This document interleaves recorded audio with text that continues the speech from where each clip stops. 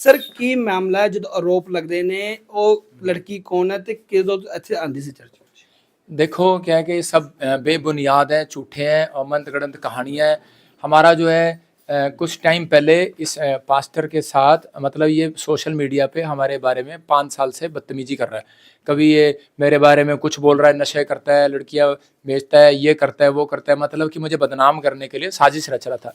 एक भी मैंने इस पर 50 लाख का मानहानि का दावा डाला था और कोर्ट से। उसके बाद फिर ये नहीं रुका, फिर मैंने थाने में डाला। एक FIR नंबर 119 है, उसमें जो है चंदन और इसके खिलाफ पर्चा हुआ था। और जो इसमें ये चंदन आज भी भगोड़ा है। और इन्होंने इस ये लड़की जो है पहले यहाँ पर चर्च में आती थी या नहीं आती थी मुझे नहीं पता इतना, लेकिन पर ये मेरे याद नहीं है, लेकिन पर हमारे प्रधान बता रहे हैं कि भाई ये कहीं वॉलंटियर क्वायर में थी। तो हमारा काम है प्रार्थना करना, हमारा काम है कि भाई मैं तो सवेरे आता हूँ और फटाफट शाम को चला जाता हूँ, अगला चर्च मेरे को अटेंड करना होता है। तो अभी देखो मैं आपके मीडिया के चैनल के द्वारा ये बताना चाहता हूँ कि भाई ये सब जो है ये मंद गड़ंत कहानियाँ रची जा रही है मेरे खिलाफ, क्योंकि इसका मैं प्रूफ दे रहा हूँ कि ये आदमी प्रेस कॉन्फ्रेंस में क्यों बैठा है, क्योंकि इसके ऊपर FIR दर्ज है। और जब हमने FIR दर्ज कराई तो उससे पहले 116 नंबर, ये देखो डायरी नंबर लगा हुआ है, एक 16 तारीख का, और इसने 20 तारीख को हमारे ऊपर कंप्लेंट डाली। और उससे पहले इसने क्या किया कि देखो अब जब इसने देखा कि भाई मेरे ऊपर पर्चा हो गया, तो अब बात रही वीडियो की। जब हमने देखा कि इसे अपने फेसबुक पे, यूट्यूब पे ये चला रहा था कि ये लड़की जो है बिठा के हमारे बारे में गलत बोल रहा था। मेरे भी बच्चे हैं, छोटे बच्चे हैं, 3 बच्चे हैं मेरे भी, 13 साल 14 साल की मेरी भी लड़की है, मैं ऐसे गंदे काम क्यों करूंगा। तो आपके सामने देखो, फिर इसको हमारे प्रधान ने फ़ोन किया कि भाई ये क्या प्रॉब्लम चल रही है, क्या कर रहे हो, क्योंकि ये आती जाती होगी तो उनको पता होगा इनकी मम्मी का। तो उसने फ़ोन करके बोला कि मेरी सास जो है वो मर गई है और तू पता भी नहीं लेना है, नाम का भाई बना हुआ है। तो उसी समय उसने कहा कि भाई आप घर आना। तो इसने घर बुला लिया, उसकी रिकॉर्डिंग हमारे पास है, और इसने उसी रिकॉर्डिंग को लगा के, फोटोशॉप को लगा के, घर पे बुला के, वो 60 साल का आदमी उस पर भी पर्चा करा रही है तू, मतलब कि झूठा पर्चा करा रही है। तो अभी देखो आपके सामने है कि भाई हमारी कोई लड़ाई थोड़ी है, हमारी भी वो बेटी जैसी है, बहन जैसी है।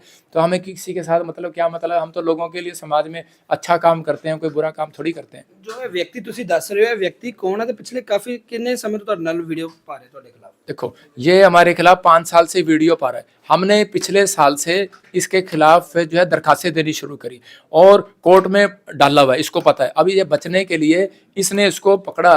और आप अगर देखोगे यही जो है राजा, इसका पति राजा, अब ये जो राजा है इसका पति है इस लड़की का।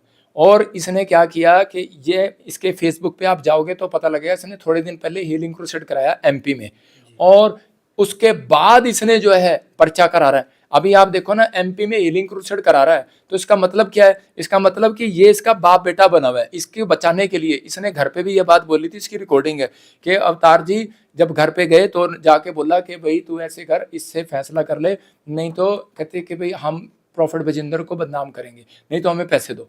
मतलब तो अभी मुझे नहीं पता क्या डिमांड की क्या नहीं की, मुझे इतना पता उतना बताया।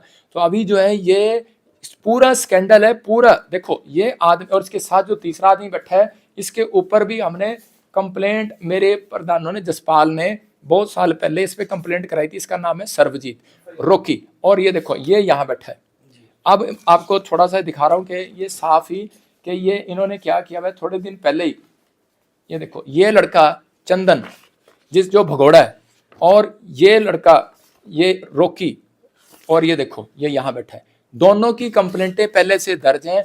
हमारे बारे में गलत बोलते थे, तो अब इन्होंने दोनों इकट्ठे हो गए और कंप्लेंट करा के भाई दोनों इकट्ठे हो जाओ और इसको किसी तरीके से फंसा लो। अब लड़की कौन आगे करेंगे, क्योंकि राजा ने इनके चर्च में पास्टर है, इसने पास्टर बनाया उसको, और इसका पास सर्टिफिकेट भी इसी के चर्च का है।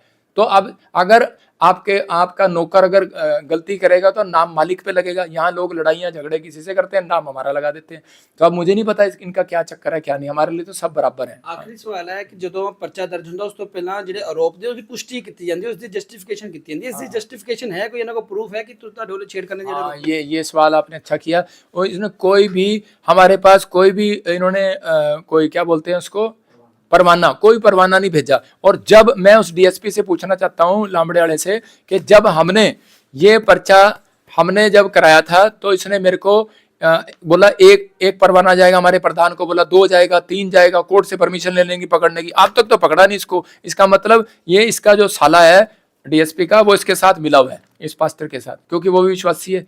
ये चर्च में आपस में मिले होंगे, कोई ना कोई चक्कर होगा इनका। मैं तो यही कहूंगा, हमें तो ये पता लगी है, लेकिन अब मैं क्या कहूँ, लेकिन मैं भी किसी के बारे में क्यों बोलूँ जब मुझे पूरी नॉलेज नहीं है। लेकिन पर मैं तो ये कहूंगा कि भाई ये क्या कारण है, भाई तू इतना क्यों दब गया, तूने जो है इनको तो पकड़ा नहीं, और मेरी बारी में तूने कोई एक लेटर भी नहीं दिया, कोई फोन भी नहीं किया, और उठा के पर्चा कर दिया। अगर मामला रद्द नहीं होता तो अगली रणनीति क्या? नहीं, मैं तो सीएम साहब से और प्रशासन से मांग करूंगा कि भाई इस पर्चे को रद्द किया जाए, खारिज है। और अगर नहीं रद्द किया जाता तो भाई जो है कि हम तो हमारे लीडर जो हैं वो 12 तारीख को धरना लगाएंगे। मैंने जो कॉल दी हुई है पहले।